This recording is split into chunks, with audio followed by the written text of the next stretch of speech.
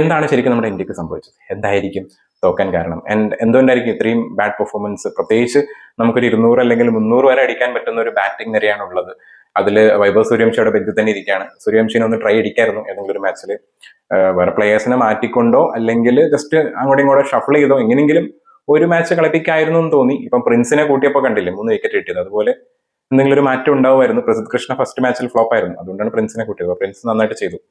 So അങ്ങനെ ഒരു changes ഒന്നും വരുത്തിയില്ല. ഈ ഒരു ടീമിൽ തന്നെ വിശ്വാസം അർപ്പിച്ച് അങ്ങനെ പോയി.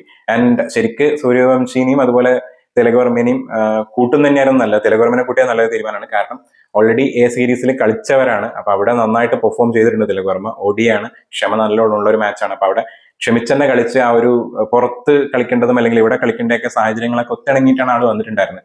ആ ഒരു എന്താ പറയാ, ആൾക്ക് നല്ലൊരു ടച്ച് വിടാണ്ടാണ് ആൾ വരുന്നത്. നല്ല ഫോമിൽ തന്നെ വരുന്നത്. അതന്നെയാണ് തോന്നുന്നു ഇന്നലെ ആൾക്ക് കളിക്കാൻ പറ്റിയത്. പിന്നെ നമ്മുടെ വൈഭവ് സൂര്യവംശിയും കുഴപ്പമില്ലാണ്ട് അവിടെ കളിക്കാൻ നോക്കിയിട്ടുണ്ടായിരുന്നു. അപ്പം ആൾക്കും ഒന്ന് കളിപ്പിക്കായിരുന്നു എന്ന് തോന്നി. എന്തായാലും നമ്മുടെ സഞ്ജു അത്ര നല്ല രീതിയിലുള്ള ഒരു പെർഫോമൻസ് അല്ല 2 മാച്ചിലും കാഴ്ചവെച്ചു. ആസ് എ ക്യാപ്റ്റൻ ശ്രേയസ് അയ്യറും ബാറ്റിംഗിൽ ഫ്ലോപ്പായി എന്ന് വേണം പറയാം. നമ്മൾ ഭയങ്കരമായിട്ട് എക്സ്പെക്ട് ചെയ്തിട്ടുള്ള ഇഷാൻ കിഷൻ ഈവൻ ODIയിൽ വരെ നന്നായിട്ട് കളിച്ചിട്ടുണ്ടായിരുന്നു. അപ്പോൾ ആൾക്കും നല്ലൊരു ശരിക്കും എക്സ്പീരിയൻസ് ഉണ്ടായിരുന്നു കേട്ടോ. നമ്മളെ മെയിൻ ODIയിൽ ആൾ കളിച്ചതാണ്. അപ്പോൾ അവിടുന്ന് സെഞ്ചുറി അടിച്ചല്ലേ? സെഞ്ചുറി അടിച്ചിട്ടുണ്ടായിരുന്നു. പക്ഷെ ഇവിടെ എത്തിയപ്പോൾ എന്ത് പറ്റി, എന്തായിരിക്കും ഒന്നും അറിയില്ല. നിങ്ങൾ കണ്ടോ മാച്ചൊക്കെ? എങ്ങനെ ഉണ്ടായിരുന്നു? നിങ്ങളുടെ വിലയിരുത്തലുകളൊക്കെ കമന്റിൽ വന്നിട്ട് അറിയിക്കും. ഞാൻ ഫസ്റ്റ് മാച്ച് ആക്ച്വലി മിസ് ചെയ്തിട്ടുണ്ടായിരുന്നു, ഹൈലൈറ്റ്സ് ആണ് കണ്ടത്. സെക്കൻഡ് മാച്ച് ഞാൻ കാണണമെന്ന് ആഗ്രഹം ഉണ്ടായിരുന്നു. കാരണം എന്താണ് ഇവരുടെ ഫസ്റ്റ് മാച്ചിൽ എന്തായിരിക്കും ഇങ്ങനെ പോയതെന്നൊക്കെ അറിയണമല്ലോ. അപ്പൊ അതിനുവേണ്ടി രണ്ടാമത്തെ മാച്ച് കണ്ടത്. പക്ഷെ രണ്ടാമത്തെ മാച്ച് കാണണ്ടായിരുന്നു എന്ന് തോന്നി കണ്ടു കഴിഞ്ഞപ്പോൾ.